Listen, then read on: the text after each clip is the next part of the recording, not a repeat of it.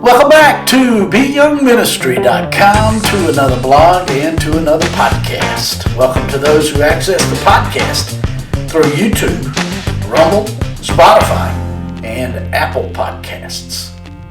Today we continue in our study of the book of Genesis.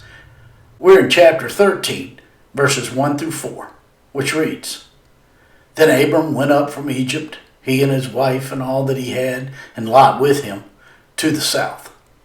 Abram was very rich in livestock, in silver, and in gold. And he went on his journey from the south as far as Bethel, to the place where his tent had been at the beginning, between Bethel and Ai, to the place of the altar which he had made there at first.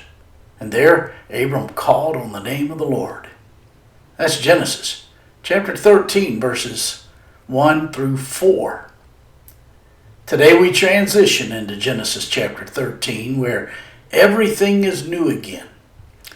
This is an echo of the greatest promise God has given us, which is found in Jeremiah 31 and verse 33, which reads, This is the covenant that I will make with the people of Israel.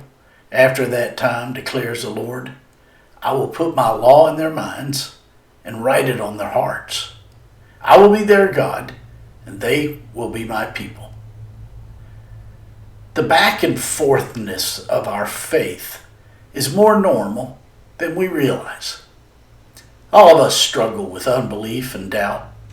Without such a struggle, we have not a substantive faith in God. One of the greatest gifts of God to us in the Bible is its realism. The Bible doesn't glamorize its main characters. It tells us the truth about each of them. This underscores the fact that it was at our hearts that we were lured away from God, and it is a new heart that we need. Someone once said the victorious Christian life is a series of new beginnings. In fact, in today's passage, Abram gets a new beginning. And then, in verses 5 through 13, Abram gets a new burden. Then in verses 14 through 18, Abram gets a new blessing. Today we're just considering that first new, the new beginning. In Genesis chapter 12, Abram went down to Egypt, and when life looked bleak, he turned around. In today's chapter, Abram went up from Egypt. This is an analogy of our walk with the Lord. We have our ups and we have our downs. Involved in the development of our faith in God are the ups and downs of life. The growth of faith and what seems to be the diminishment of faith. In order for our faith to develop, we must experience failure in order to be convinced that God's way is really the best for us, especially when it does not make sense to us. In verse 1 of today's passage we read, Then Abram went up from Egypt, he and his wife and all that he had, and Lot with him, to the south. In our last study we saw Abram's journey to Egypt, which occurred because of a famine in the land of Canaan. While they were there, Abram had told his wife to tell anyone they met that she was his sister. He did this in order to protect his own life, in case someone wanted to kill him so that they could have her, because she was an extremely beautiful lady. While in Egypt, Pharaoh's house eventually took her in so that she could become Pharaoh's wife.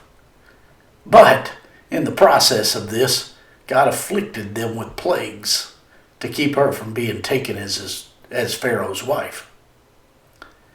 Abram and all who were with him headed northeast out of Egypt and back to the land of Canaan. Today's verses say they went up from Egypt to the south, but that doesn't mean they headed directly south. Instead, they traveled to the south of the land of Canaan, which is an area known as the Negev, which means south. In verse 2 of today's passage, we read, Abram was very rich in livestock, in silver, and in gold. Even before he had gone to Egypt, Abram was already wealthy and had servants and goods, and while he was in Egypt, his wealth only increased. The Hebrew term for very rich means heaviness. In other words, he was heavy in livestock and in silver and in gold. As people, we generally look at others who have a lot of stuff or expensive things as more important than people who don't have as much. We want to be associated with the rich or important people more than those who are less so. If we ever meet someone famous, we want to tell others about it, even years later. But the Bible doesn't teach this. If a person is rich or famous, it isn't always an indication of divine favor. And if a person is poor, it is no indication of divine disfavor. The heaviness of wealth, such as Abraham had, is something that requires great care, or it becomes a burden too heavy to manage, and the blessing can easily become a curse. In verses 3 and 4 of today's passage we read, "And he went on his journey from the south as far as Bethel, to the place where his tent had been at the beginning, between Bethel and Ai, to the place of the altar, which he had made there at first. And there Abram called on the name of the Lord." As soon as Abram went back to the promised land, there was the tent and the altar again. There was no tent or altar in Egypt. The tent is a reminder that this world is not our home, and the altar is a reminder that our allegiance is in heaven. Back in the promised land were Bethel and Ai. Bethel is a picture of heaven, and Ai is a picture of hell. Abram lived between these two, both physically and spiritually. And for the second time, Abram calls on the name of Yahweh.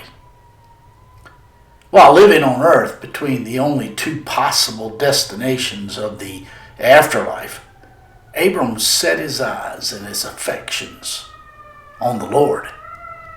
Despite being a man of great wealth, Abram's eyes were right where they should have been, focused on his God, the God of the Bible. When Abram returned to the promised land, there was no mention of famine. But all the money, fame, and power in this world will never be of more worth than what the Lord offers us. And if honoring the Lord is all that matters at the end of our lives, and we don't know what moment will be the end of our lives, then honoring Him is all that matters throughout our lives. Any one of us could die at any moment. If at this moment our walk with the Lord is the only thing of true value, then it is the only thing of true value at any moment. Because any moment could be our last moment here on this earth. When we pass from this realm, we will pass to the realm of eternity. Only that which is everlasting in its nature will perpetuate into eternity. My friends, I trust this blog and this podcast are helping you in your walk with the Lord. If I can be of further assistance to you, shoot me an email at BYoungMinistry@gmail.com. Hey, have a great